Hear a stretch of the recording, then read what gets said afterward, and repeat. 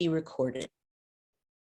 The voice, wonderful. Oh my gosh, I forgot, hang on a sec here. Okay, welcome. I forgot to cover my mug. Okay, I know. Welcome to History Matters, and so does my now carefully covered coffee. As advertised, I want to talk today about rights revoked, what it means when rights get taken away. Obviously, it's tied into what happened this week, but I decided to approach this in a different way, and you'll see why, ideally, when I speak. But before I speak, I turn to today's partner in crime, Annie Evans, who is going to tell us the rules of the game. Well, good morning, everybody, and thank you, Joanne, and everybody out there in our wonderful community. I'm thrilled to be here with you this morning. I hope I'm 1/10 of the moderator that Matt and Grace usually have been in the past. We'll see. I've already managed to flip my background, so anything could happen. We don't know. I am counting that Carolee has given you the bingo card. She'll remind us what episode we're on because I don't remember those sorts of things. But for those of you that don't know me, I'm Annie Evans. I'm the Director of Education and Outreach at New American History. And I'm with you today on behalf of the National Council for History Education, who sponsors this lovely gathering every Friday. If you have not already visited their website, ncheteach.org, they have tons of great professional learning coming up this summer, resources there. You should definitely check that out. So we're delighted to be here today with Joanne, my favorite Hamiltonian scholar. And like most of you, I'm usually on the other side of the screen taking notes and writing things down. But today I get to just listen and interact with all of you. Please put the questions in the Q&A because the chat goes way too fast. So I'm going to depend on that Q&A for your really, really burning questions. So I'm going to let Joanne take it from there. Okay, thank you, Annie. Okay. I'm going to start out by making a really obvious comment, but it's important to the way I'm going to approach this today. We have talked, and it's the 109th episode. I know every time I say that, some part of me goes, that's a remarkable number.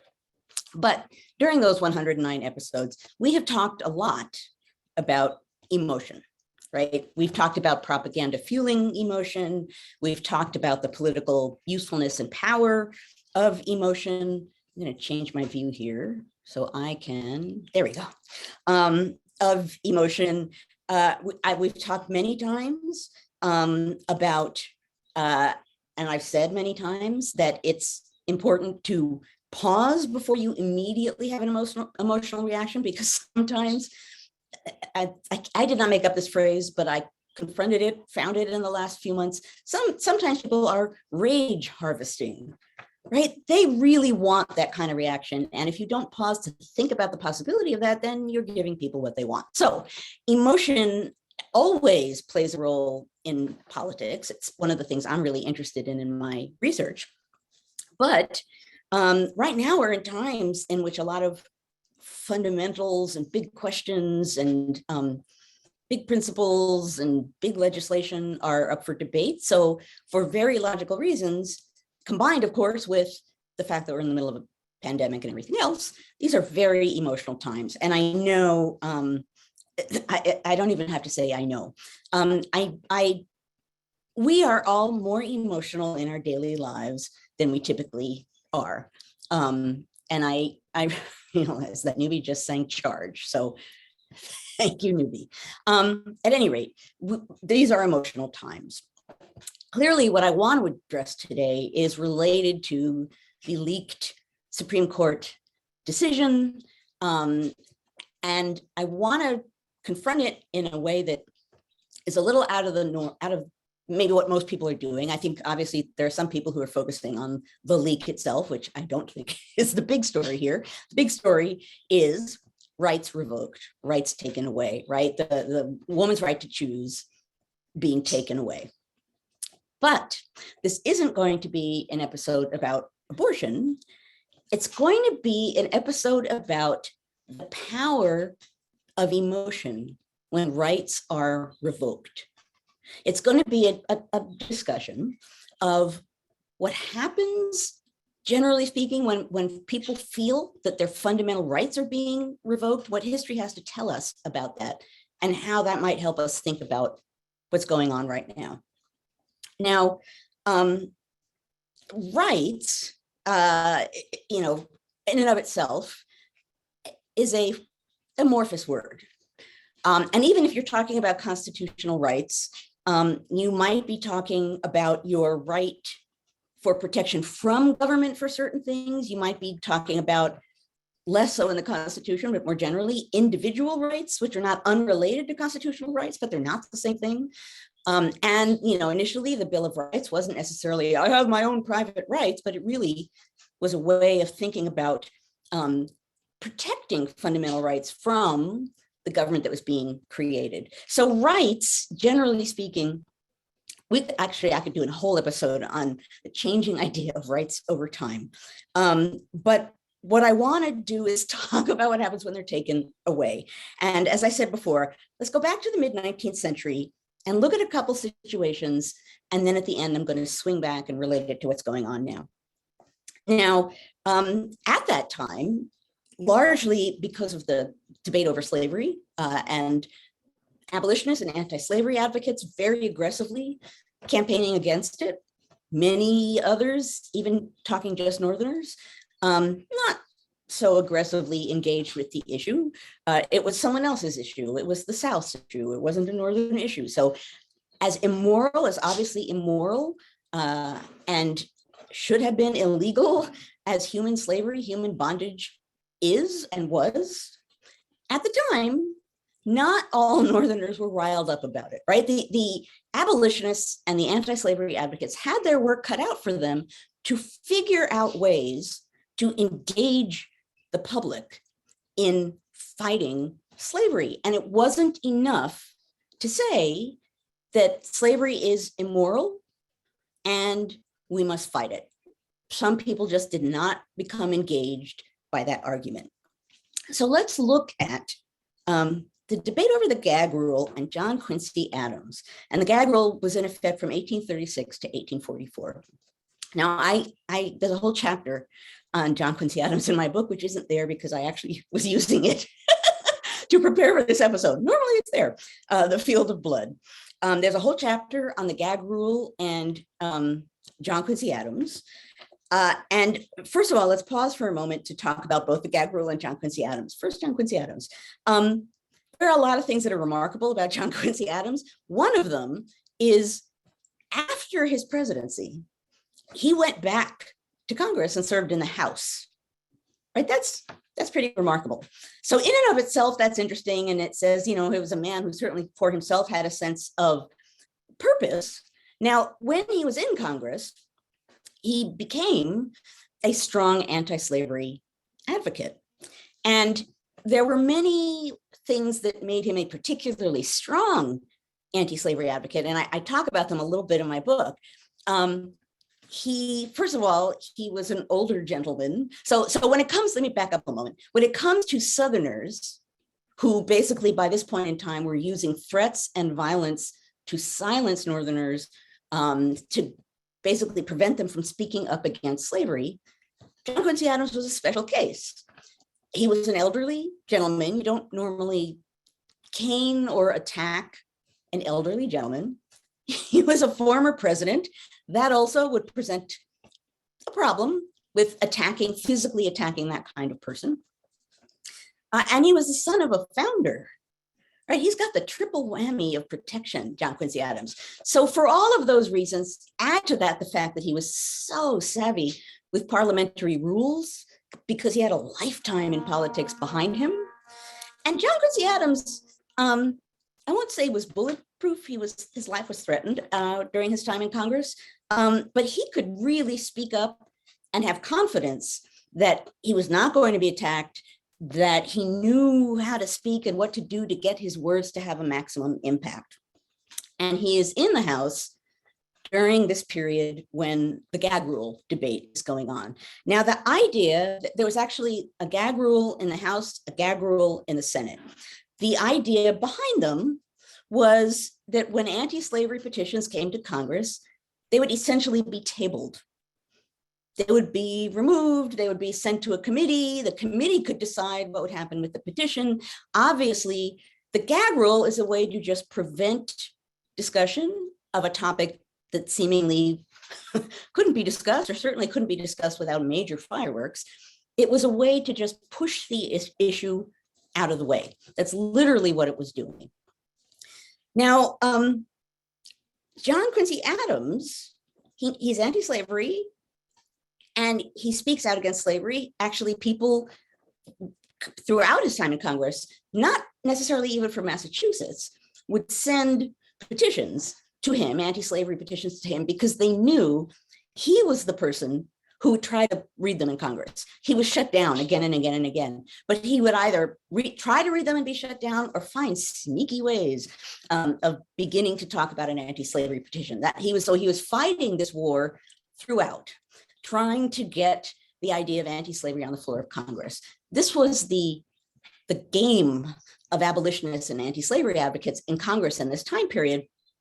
They couldn't necessarily shut down the Southerners and their hold, the slave powers hold on Congress. What they could do, and what several of them did, was either, like Adams, deliberately do what he knew would provoke them, but what needed to happen, kind of aware of the fact that every time the Southerners tried to silence him and shut him down, that would make them look really bad. I'm going to come back to this momentarily.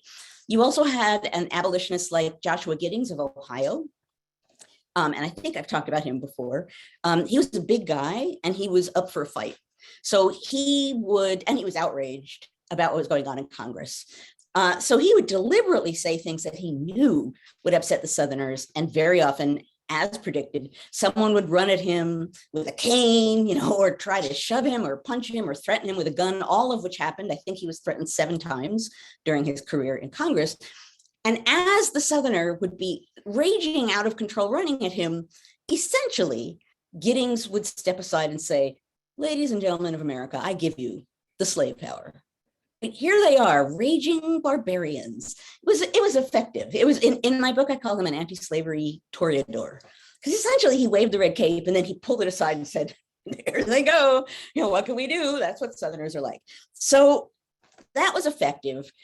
But as much as it's apparent that you would assume and want Americans to rise up because slavery is so immoral and so obviously wrong, and people knew that at the time, it wasn't the issue of slavery that John Quincy Adams banked on to get a big response in the North, to get Northerners to actually speak up about what was going on in Congress. What John Quincy Adams relied on was the right of petition. Newbie understands rights. And by that I mean, Adams knew and assumed, and he was right, that Americans would get far more worked up if their right of petition was being violated than on the issue of slavery. Americans could push the issue of slavery aside. They could say, as some of the characters in my book did, who are Northerners, "What's a Southern issue? So we don't have a right to say anything about it." The right of petition, that's a pretty fundamental right. It had a power in earlier times that perhaps it doesn't have now. That was the fundamental way of engaging with the government. It's all bound up with what was going on during the Revolution, and the idea that back in Great Britain, that they weren't reading American petitions, they weren't acting on American petitions, that American petitions just were dismissed. The right of petition was fundamental and enormous. It was a fundamental way to demand things from the government. So when John Quincy Adams said on the floor, again and again and again, "Northerners, your right of petition is being violated. Your petitions are being silenced. They're being taken off the floor. One of your fundamental rights is being violated." That had power, right? No matter what he said about slavery, that had some power. But what really engaged and enraged the North was the idea that their right of petition was being violated. So Adams really played that up all the time. The North began to get that message. There would be political meetings and with signs and things suggesting that people understood that their right of petition was being violated, fundamental right. So although the gag rule was clearly wrong and clearly basically censoring what some Northerners were demanding, that wasn't in the end what brought down the gag rule. What brought down the gag rule was it's violating your right of petition. And Northerners getting very upset about this, and anti-slavery advocates and abolitionists continuing to fight and to deploy this logic and to engage the public. And when you put all that together, that ultimately really helped bring down the gag rule. But an important part of that fight was that the savvy logic of John Quincy Adams and others like him, that what would really engage the North would be if they assumed their fundamental rights, their constitutional rights, were being violated. Now, there are other ways in which that, let's call it a strategy, was engaged in Congress in this period. And some of them involve the rise of the Republican Party in the mid and late 1850s. They're in Congress in the second half of the 1850s. Now, I will say, I have said the words Republican Party, and as much as people really want to draw a straight line between the Democratic Party and the Republican Party of the 19th century, there is no straight line. You can't say the Republicans were like this, and thus they have always been like this. The Democrats are like this and have always been like this. It just doesn't work that way. And sometimes I will go back when I talk about the founding era, and people will say, well, the Federalists were like the Republicans, and I will say, really, because they were really big government. Now, right now, who the heck knows? Big government, small government, we're all in a blender. But the fact of the matter is, and I say it every time I talk about Republicans and Democrats in the 19th century, no straight lines. So, claiming the party of Lincoln or the party of Jefferson or whatever is nice rhetoric. But as real logic of party, it's problematic. That said, so the Republican Party rises as an anti-slavery Northern party in the mid 1850s. And one of their campaign messages was, we are going to fight the slave power. And in Congress, some Republicans came prepared to literally do that. I haven't talked about the scope of violence, but by the late 1850s, there's a lot. That's one of the two peak periods of violence in Congress are the Gag Rule debate and the late 1850s when the Republicans are there. So the Gag Rule debate, which was supposed to silence the mess and cast slavery off the floor, caused more outrage and fuss than anything else, right? So suddenly it was like, Gag Rule strategy not working. Late 1850s, again, anti-slavery Republican Party, and things in Congress get particularly violent, and a number of members of Congress from the North come to Congress with guns. Not that they're eager to use them, but they want others to see that they have them, which was a thing that you could do in Congress, was wear your gun so that someone could see that you had a gun. And supposedly that was a statement of sorts about how others should deal with you. So Republicans come ready to fight in the late 1850s. They declared themselves a new kind of Northerner, fighting Northerners. We're different from the Northerners of the past. And they fundamentally and frequently talked about rights of Northerners being violated. They're an anti-slavery party, but what they talked about a lot was the right of representation and the right of free speech. Now, the right of representation, by that they meant that they were being beaten and silenced and threatened by Southerners, so that the rights of equal representation of their constituents was being taken away. And what's interesting about that is that might sound like a sort of broad theoretical argument, but there's a document in which three members of Congress, looking back on the late 1850s, talk about that moment when they felt that the right of representation was being taken away. And what they say in their description of it is, it made them feel as though their manhood was being taken away, because they were in Congress to represent their constituents. And if they couldn't stand up and do that, they weren't doing their job. They weren't brave enough or big enough to do their job. They personally were depriving Northerners of their rights. So it had a real impact on them. But that idea as well, like Northerners, your right of equal representation is being violated, that had a big impact too. So this, on the one hand, encouraged Northerners in Congress to use that argument, knowing it would have power in the North, and because they felt it on the floor of Congress. You can't claim that that argument led to the election of more violent people to Congress, but the fact of the matter is, more willing to fight Northerners were being elected to Congress throughout this period. Free speech, not surprisingly, if you're talking about threatening and silencing Northerners who dare to stand up to slavery or say something about the South that people don't like, really obviously rights of free speech are being violated, just like the rights of representation. And that was also discussed a lot, that Northerners in Congress did not appear to have the right of free speech. They were being silenced. They were being shut down when they said something that Southerners, the slave power, didn't like. This became a huge issue in the North, big issue. So that when congressmen went home to meet with their constituents and, basically spend a little time at home before going back to Washington, there would be rallies, and all around them on the walls would be banners talking about free speech. Now, again, this is the late 1850s, right? This is Kansas, Nebraska. We're going to come to the caning of Charles Sumner in a moment. This is ultimately the peak of the debate about slavery. Free speech, your right of free speech is being violated, and your right of representation, that had a really big impact. And I want to show you the ultimate example.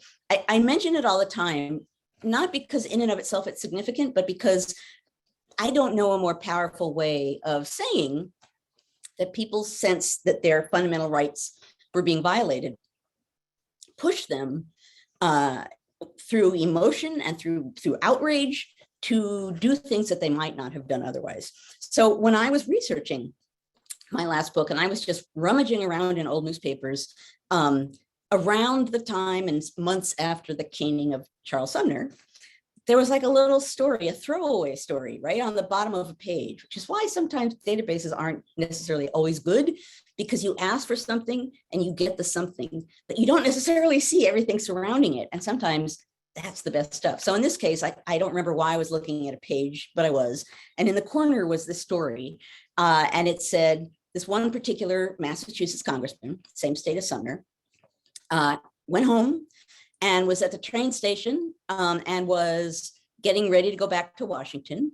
And a group of his constituents came to the train station to meet him and bid him bon voyage. And they came with a gift. And the gift was a gun, and on the gun was inscribed free speech. That gives me chills every time I tell that story. His constituents were saying, fight for our rights, fight for free speech. Now, again, this is the peak of the slavery debate. We're not that far away, 1856, we're not that far away from ultimately the opening of the Civil War.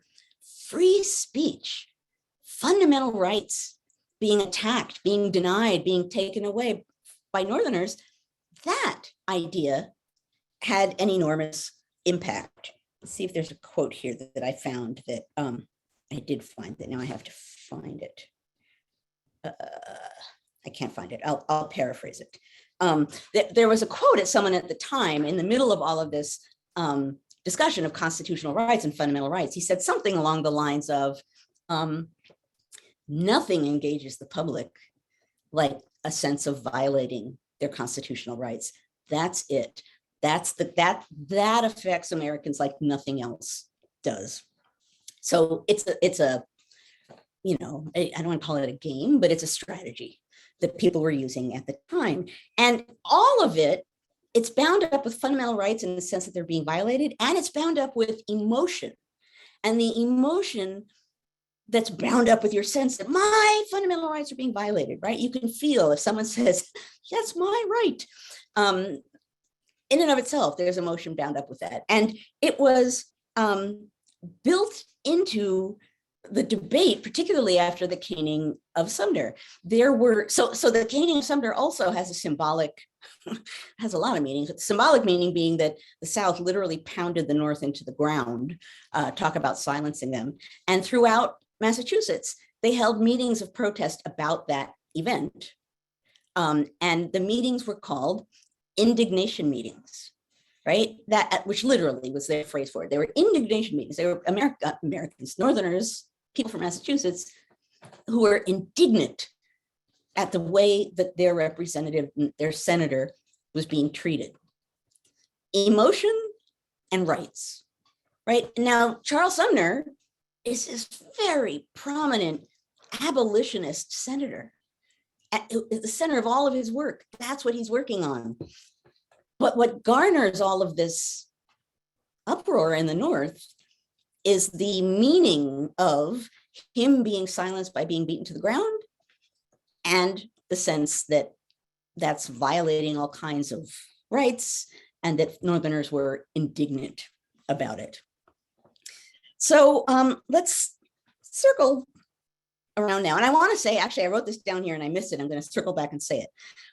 I talked about that story about the train station and the gun saying free speech that was handed to this member of Congress. I know that you will not assume I said this, but I feel the need to say this. I am not encouraging violence in defense of rights. I am not saying, isn't that a great idea? Guns and free speech. I am not. I'm actually using that as an example of how extreme the feelings of people were that they went to that end. So I don't think you folks are standing out there, sitting out there watching this and assuming that's what I meant, but I feel the need to say it in these potentially violent times. I'm not encouraging that kind of violence. Okay, so let's circle back around to what's going on now. Now, in and of itself, if Roe v. Wade is overturned, obviously that enables and seemingly encourages outlawing abortion around the country.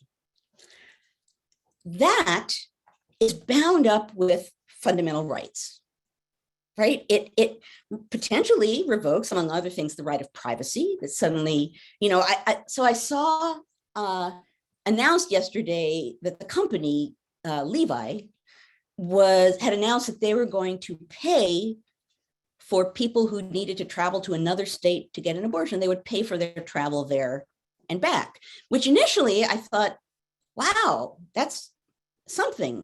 And then other people reminded me, and they're absolutely right, who wants to report that they need an abortion to their employer? Like, on how many levels does that erase the right of privacy, right? So the fundamental right of privacy is being violated by this. Even just the fundamental right of your personhood, right? That you have a right as an adult to control your body, that women have the right fundamentally to control their bodies. Certainly people feel really strongly about the right to control their bodies because they didn't want to put a piece of cloth across their face for several hours a day, potentially. So people have strong feelings about that and talk about rights, right? Freedom, rights all the time. So I think part of what I'm saying here is it's important in the playing out of what's happening with the potential and perhaps even likely overturning of Roe v. Wade, when we're thinking about ways to address that, when you're thinking about ways to engage people with the seriousness of what's happening. This is a horrible thing to say, but we see it all the time. If women stand up and say this is about women's rights, they are maybe not entirely dismissed, but largely dismissed, right? The same impulse that drives people to think that overturning Roe v. Wade is A-okay, those same people are not going to be really excited about hearing women say my rights, right? That's not going to work. So you can't stand up against people who are willing to overturn Roe v. Wade and say, but women's rights not going to work so well. But if you focus on other rights, throw them into the mix. Right of privacy, right of personhood, rights that other people might feel they have and that are being violated. that might engage people in a way that simply demanding women's rights, which should engage people, doesn't necessarily. I mean, we're watching now all the time ways in which what women feel about what's happening, what women feel about the possible overturning of Roe is kind of being dismissed. We're seeing it in states around the country where these repressive laws are being, anti-abortion laws are being debated and sometimes passed, declaring that, you know, the baby matters more than the woman. So standing up and demanding women's rights is not going to have power. And that in and of itself is a crime. But given that stat, part of what I'm saying here is it's important to think about everything else that's bound up in the act of outlawing abortion. There are a lot of fundamental rights involved in that. And those fundamental rights should also be part of this conversation. I think back all the time to the Women's March. I guess it was what, early 2017, the big nationwide march that got such minimal coverage, right? And it was that, you know, not that I hadn't ever thought about this before, but it was like, oh, okay, well, this is happening and it's a big thing. And it just was like, hey, look, there's a march. That's the sort of thing that I think of and that I'm saying here is that let's be smart in the way that we talk about what's going on right now. Let's stand up for women's rights. Let's talk about women's rights. Let's talk about all the reasons why we might feel that this is wrong, but let's remember to be broader than women's rights, because sadly, women's rights don't matter as much as they should to people. Now, in saying this, I'm not denying that people who believe in the overturning of Roe believe that for moral purposes, that makes sense. That's what they're claiming, right? This is all about morality, religion and morality. And that can be a powerful argument. But rights, that's a pretty powerful argument too. So I'm kind of using our ongoing conversation about emotion and politics and showing some examples in the past, most of them having something to do with slavery, about how abolitionists and anti-slavery advocates fought slavery with all their might, with every tool that they had. And one of those tools was reminding Americans that fundamental rights were at play. I don't, half of me feels good about this and half of me feels despairing about this. But I'm saying it anyway, because I think it's important to, although we're all entitled to have emotions about what's going on here, to enable ourselves to think around that too, and to think about actions in light of what's going on and what might be effective and what might be useful. And that's the spirit in which I'm discussing what's going on today. So hopefully I hit the right medium place. I'm not trying to create emotion. I'm really not. But at any rate, that hopefully I hit the middle spot. Now, there's the mug. I was like, I didn't see the mug call. This mug, I don't have to explain it at all. Let's see what it says on, okay, it says it on this side. Women in US history. Look at all of us. There we are. So many and a minimal number, but that there was no other mug, right? I was actually beginning to worry a little. I was like going through my cupboard and there this was behind a couple other mugs. Women in US history. Actually, they're all named. I didn't realize that. Women in US history. And someone sent me this mug and I don't remember who. I should make, well, I know there's a somewhere out there, there's a chart or something. Someone gave this to me and whoever that person is, I thank them. And I apologize for never remembering who. Okay. They're calling you the woman of 100 mugs, Joanne. But you own more mugs than anyone. You might own more mugs than a teacher, and we get mugs all the time. Oh, I don't know. I know it seems like I have an endless supply. I think I'm strategic in like circulating the mugs. Well, that one was a hit for sure. So we have a lot of great questions that have been added. So are you ready to take a few? Do you want to get a couple of sips of coffee in first? Sounds good. Okay. Bring them So I on. have to say, people are being very creative with their questions. Carol Lee said that if they put Bruce Springsteen in the question, that I would notice it above all the others, which is probably true. So I thought that was an interesting strategy, using what they know. Thought that was good. That's a good strategy if we're talking about strategy. True. My students used to use that it works. So Dale had the first question, so I'm going to let his question come to the top, even though it didn't have Bruce Springsteen in it. Dale's asking if the Constitutional Convention was convened to improve the Articles of Confederation, not create a whole new government. Did the general population think that their rights were being taken away just by the act of that convening? Well, there was a lot of, what an interesting question. There was a lot of concern, right? I mean, and you're totally right that the Federal Convention, the Constitutional Convention, was called to revise the Articles of Confederation. And one of the states that sent directions with their delegates to the Federal Convention, the Constitutional Convention, I'm not going to remember the language here, but it essentially said you need to talk about revising the article and other important things. And it was that. And other important things. Suddenly it was like, oh, we can go a little broader. And that seemed to at least open the door to going broader and talking about really creating a new constitution. Now, that they worried, the Constitutional Convention worried about things that could happen. So they could have written this new constitution, sent it off to the Continental Congress and said, here's what we did. And the Continental Congress could have said, no, we didn't ask you to do that. Boop, goodbye. There are any number of ways in which that might not have flown. Part of the answer to the question as to people feeling that their rights were being violated is ratification. So the convention did what it did, but it was going to be ratification throughout the states that was going to decide if it passed. And that idea, and granted, these ratification meetings were not filled with like average Americans, but the idea that states had to okay this, that there were people, certainly anti-federalists throughout those ratification conferences.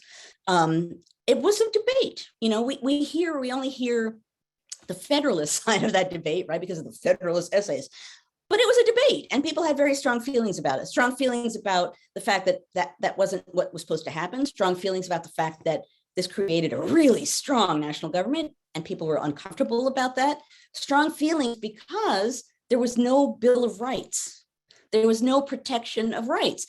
So at some point in the last few weeks, I was asked, what did the Anti-Federalists contribute to the Constitution debate? And the first thing I said was Bill of Rights.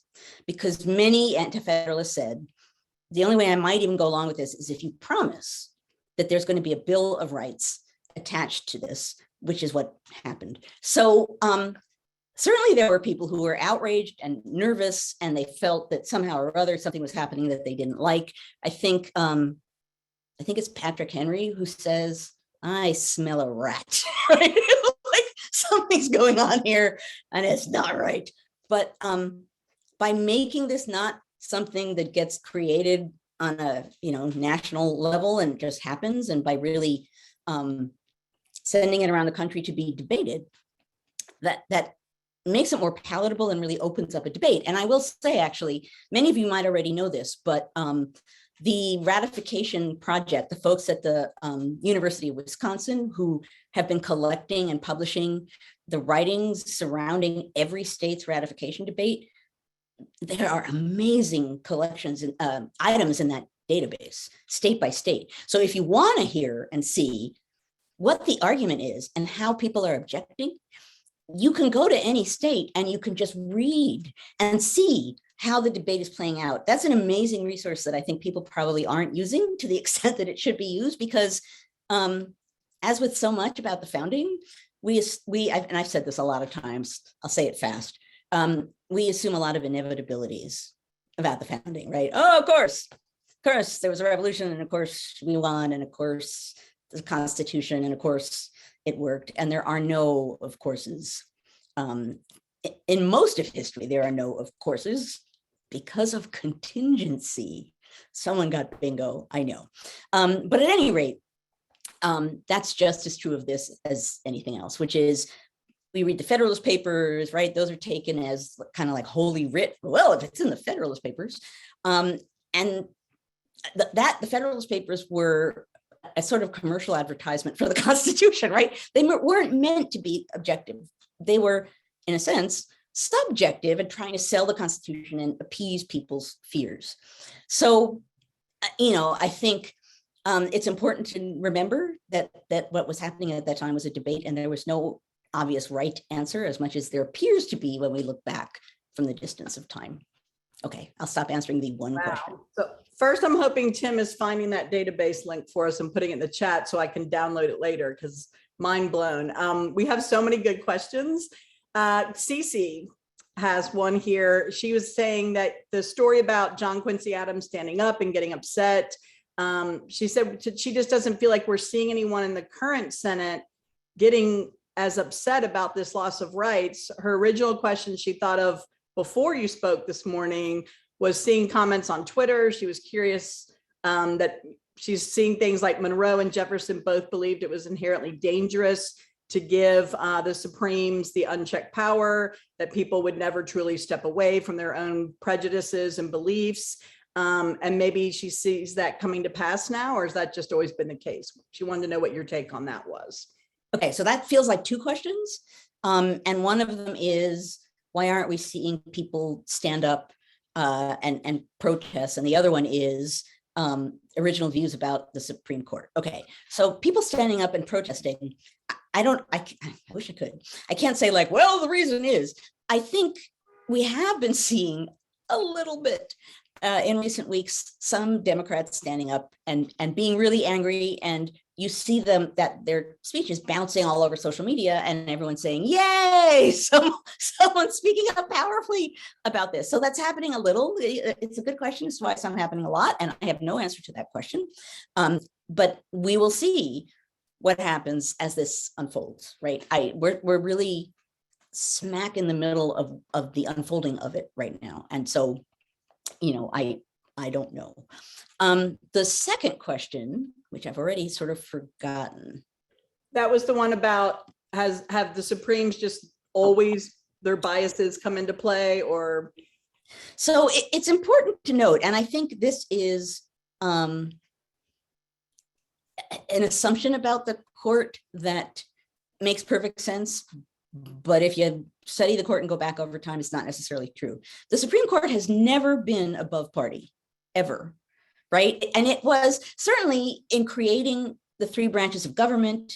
The founders, I probably talked about this at some time, did not want or believe in the usefulness of structured national parties, of this group banging up against this group. They figured that there'd be lots of people and interests in the national mix, and they would argue and debate, and then there'd be a result.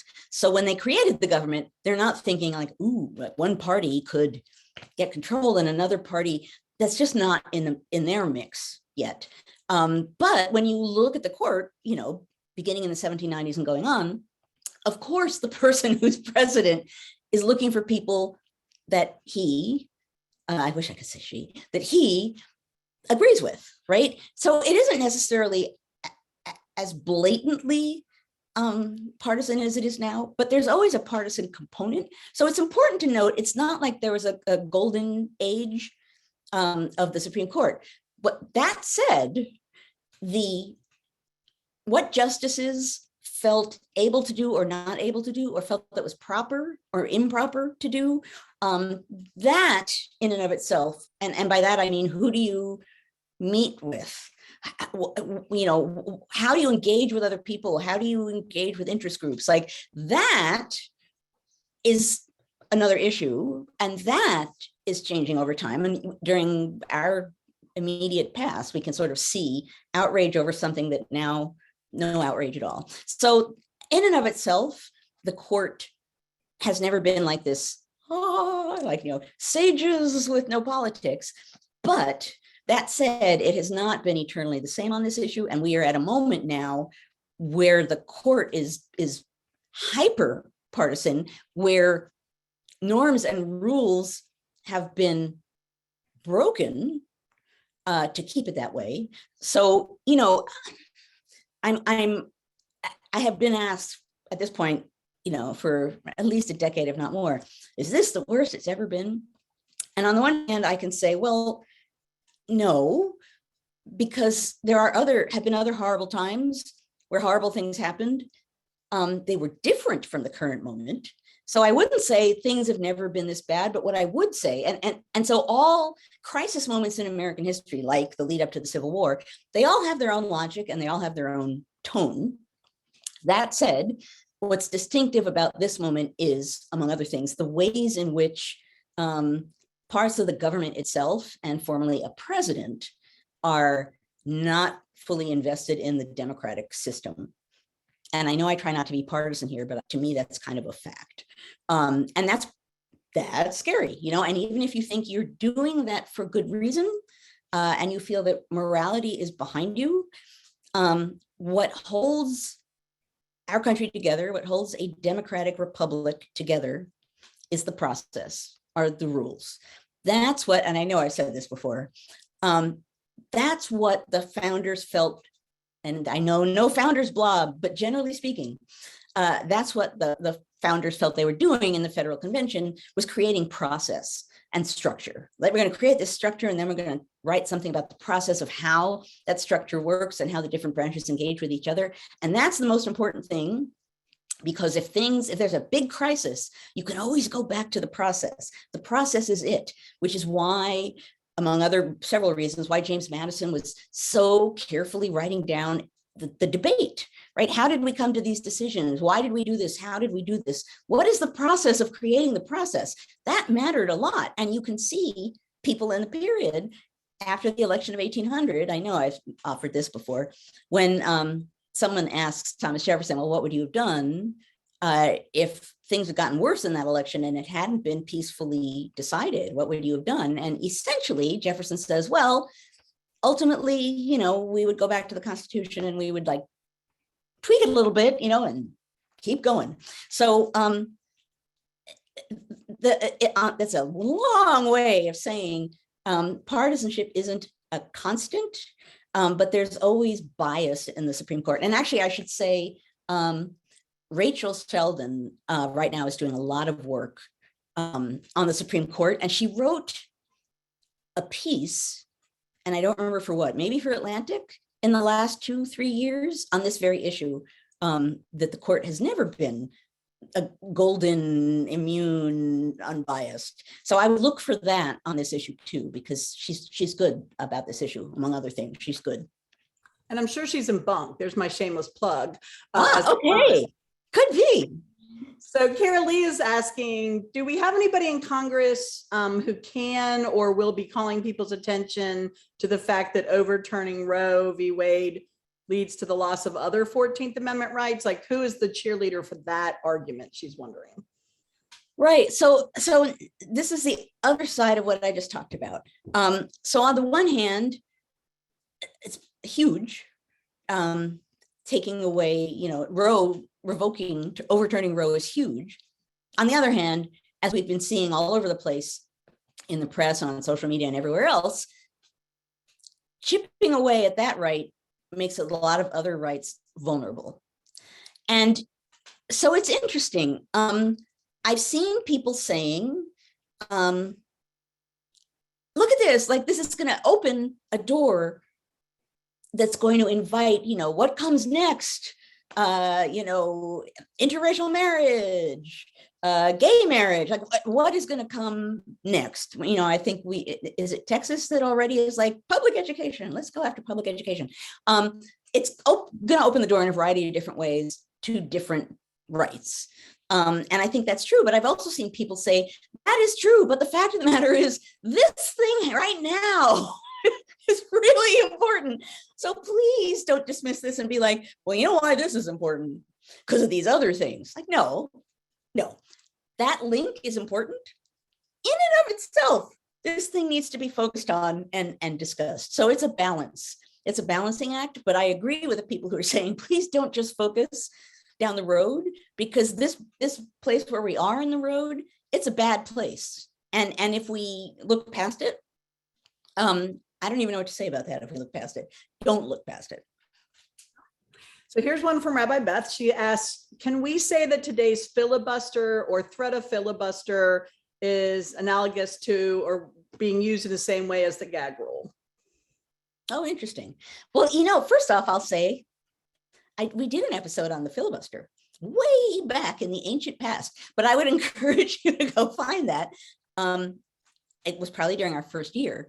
And some of what we talked about then is ways in which the gag rule has changed, and that for a time, not the gag rule, the filibuster, boy, that's a Freudian slip, ways in which the filibuster has changed, in that for a time, you actually literally had to talk and keep going, right? That a filibuster was you claiming your right to speak and speaking as long as your lungs could carry you to speak, particularly in the Senate. The filibuster changed over time so that now you can send various things in. You don't have to stand there and speak. You can basically strategically and procedurally interrupt debate and essentially filibuster without being the person standing there and speaking, which is not necessarily good, she said diplomatically. So, the filibuster, you see throughout history, some people say, like minorities in, again, my most recent book, when they're talking about the filibuster, minorities in Congress say, that's huge for us because how else can we fight the majority? We could fight them with filibusters and rules, and that's the only way we can fight back. And I suppose there's a logic to that. On the other hand, the filibuster can be used by the majority to shut down debate. So it's not quite like the gag rule because it's got those two sides to it. But it is like the gag rule in the sense that it's an attempt to fundamentally shape what's allowed to be said in Congress. And sometimes all you need to do is prevent people from talking about something to get your way. Yeah. So Melissa Elliott sent in a couple of good questions. The first one is, do we have any special honor cases anymore? Like you were saying, John Quincy Adams had these three, he was the trifecta of, founder dad, and he'd been a president, and he's an old guy. People don't like to talk back to their elders. Is there anybody currently in Congress that has that same kind of protection? Or they just don't make them like that? They just don't make it like that anymore. I mean, you could say that there are sort of elderly members of Congress who've been there forever who get a certain amount of respect for that. But part of what, sorry about that. Part of what protected Adams is because when you were talking about people attacking him, you actually were talking about physical attacks, right? And that matters. So I guess I think partially is the answer to that I do think there are some people who, at least in the past, garnered some amount of respect for the length of their career, or, for their, for being elderly, for their amount of service they've given to the country. So sort of. This is my answer to that. I saw someone today. Pardon? Came to mind. When I read that question, John McCain sort of came to mind because he's the veteran, the POW. Right. Been there a long time, tried to reach across the aisle somewhat. That's the only person I could think of. No, that's a good person to recommend. And it's good partly because he did get some respect more than some others might, and then didn't from some, right? So that's actually a good example, I think. I saw someone in chat say brain overload. So I'm sorry if I don't know if I'm like talking too fast. Or too much out there. I'm impassioned, but I'm always impassioned. So anyway, it's recorded. More questions. I don't even know if we'll get to all of them. No, we only have a couple minutes. I know. Gosh, it's so hard to pick. It's like choosing one of your kids over the other. Here's one from Dave. There's no right to privacy in the Constitution, but there's an equal protection right. There are SCOTUS cases that have been given the right to privacy, but those, like any other, can be overturned. So what happens when SCOTUS gets stuff wrong? What are the cases in the past that you think is an issue where maybe they got it right? Oh gosh. Yeah. I don't even think I can answer that question because it's so big. Yeah. And because right in one moment in time might not be right in another. So in a way, it's an excellent question because you can answer it in so many ways. Yeah, I don't need the timestamp. Right, that's right. But before the when were they right? Remind me of the first. Oh, he was just saying, like, there were so many examples, maybe they got it wrong, but can you think of one where in that moment in time, maybe we'll phrase it that way, in that moment of time where you really feel like they nailed it? I think that's hard to do. Yeah. You know, you can think of moments where you know, they essentially committed a sin like Dred Scott, but declaring like, yay, they got it right. Yeah. There are moments like that. I mean, but again, there are moments that are right connects you to morality. And once you're in that zone, what's right to me might not be right to somebody else, although I might feel really, really strongly that if you're denying it wrong, you're denying rights to people. But that said, some people are saying Brown versus Board in the chat. Well, actually, that's true. But there are even people who speak out against that now, right? So Brown versus Board of Education, absolutely, I would say is right, unquestionably right. But it's tricky because there are going to be people who say that's wrong. I don't see how you can say that, but we could say the same thing about gay marriage. We could say the same thing about interracial marriage. Like, of course, those things should exist. How can they not? But there are people out there, you know, with their fist waving, saying immoral, immoral, immoral, and feel that very strongly. I think in so many ways that's wrong. But as much as I feel that, they're going to claim their right to feel the opposite. So I don't mean to say like, oh, you know, maybe Brown v. Board of Education wasn't good. It was, unquestionably, as were these other decisions as well. To me, they're unquestionably right. But the fact that they keep coming back again and again and again to be attacked shows that although they might feel right to us, there are many others who don't think they are right. And then the bigger question becomes, will they stand? And if they don't, what brings them down? Yeah. So Reese is back with us after tax season. Everybody say yay. Those of you who know Reese has been very stressed out. She's saying she's curious why there's not as much discussion about separation of church and state around this whole issue of abortion. So why does that not seem to be rising to the top of the conversation? It's a good question. I mean, I don't think I have an answer, the anti-answer why it's not rising, and particularly given the religious dimension to a lot of what's going on right now, right? Like really explicitly religious, you know, and we're just now getting people saying in Judaism, you have the right to an abortion if it threatens your health. Mm-hmm. That's just a fact. People put that in the chat as well. Right. So Christians might feel a certain way about it. What about other religions that don't feel a certain way about it? What does that mean? So we don't know that debate's not going to happen. But I think, I don't know. I actually sort of feel like as obvious and as huge as this leaking of this memo is, we're at such an early stage in what this is going to mean and what it's going to do and all the things that are going to get roped in there, that we're sort of watching.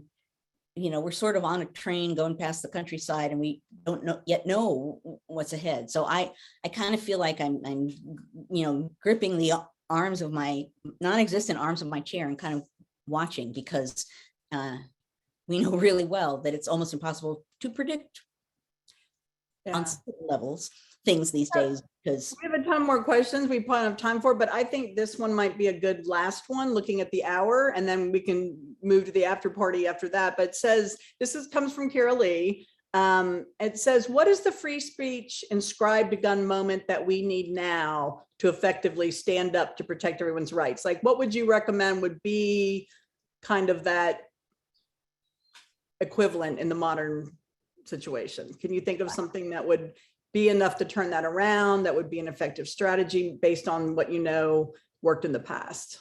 if I knew that, I would say it and proclaim it and tweet it. I don't. I think that's a really good question, because essentially that question is saying, what is the thing that we could highlight that will expose to people the meaning of this on many levels? I don't off the top of my head right now know the answer to that question, but that's a question that I would like people to ask and think about, which is part of the motivation for what I talked about today. I wonder, just making that story more widely known, right? Like I'd never heard that story before today, which is why I love coming here every Friday, because as big a nerd as I am, it's not well known. The right. reason why I wouldn't spread it around is because it's someone being given a gun to go to Congress. And yeah, exactly. That's so, I say it to raise a point, but I don't know if I would spread it around. Right. Anyway, we're like way over. So let me we are. First, let me say, Annie, thank you for standing in. Much appreciated. My pleasure. And great fun. Now, there's Grace. Now we are going to segue to the after party. Those of you who have joined us on Facebook, you need to leave Facebook and join us through the NCHE website. You need to go to ncheteach.org/conversations, and you will then join us in the after party. And what the after party is we are no longer recording, so we can be a little freer and easier in conversation, and the conversation can wander a little bit in what we talk about. So if you stay here, if you're not beaming in from Facebook and you stay here, someone's going to get bingo, then poof, you're going to be in the after party. If you're on Facebook, leave Facebook, come back through that link, ncheteach.org/conversations, and join us, since the after party always holds surprises. Okay, so now we can stop recording. And well, wait a second. Wait, before you stop recording, I figured I better say it while on the recording, actually. Okay. Hello, I'm Grace Leatherman. I'm so sorry I wasn't with you today. My daughter had a preschool Mother's Day concert. So I thank Annie so much for helping out and being Joanne's partner in crime today. So Annie, thank you so much for letting me take care of my kid. And Joanne, thank you for your flexibility on this. And I did just want to say before the recording ends that I did want to announce that I will actually be leaving NCHE to go become the executive director of Future Harvest, which is a sustainable agriculture organization. If you've been hanging out on this show, you know I'm a farm girl, and I'm going to work with my local farmers, and it's exciting, but I'm also incredibly sad to be leaving this community and NCHE. So I did want to let you all know that, and just to let you all know what NCHE has meant to me and what you all as a community have meant to me. So thank you all so much for that. And I'm excited to have another after party with you to chat a bit. But if you want me, I'll be in Future Harvest. I'll serving the Mid-Atlantic region, and I will never stop being part of the NCHE community. So thank you all so much. Before we stop recording, I also want to say here, thank you so much, Grace, for being my partner in crime. It has been wonderful. And I don't think I've ever thanked you person to person or screen to screen, but at any rate, I just want to thank you on behalf of me and on behalf of this amazing community, that it was wonderful having you be a member of it. It has been an absolute honor to work with you on this show and to host it for the last few months, Joanne. You are an incredible historian. I think I've told you all that Joanne was my hero starting from grad school, so it has been quite the dream to be involved in this show. So thank you very much, and I know you continue to do wonderful things. And you can join us anytime. Right. Oh yeah, I'll still be in the chat. Okay, that's good. Won't be there with my agricultural TR backgrounds anymore. And what is behind you? Oh, this is old, this is recycled, but this is Teddy Roosevelt making hay, because he was also a man who had many hobbies and did surprising things on the weekend. So very cool. Okay, now we can stop recording and go to the after party.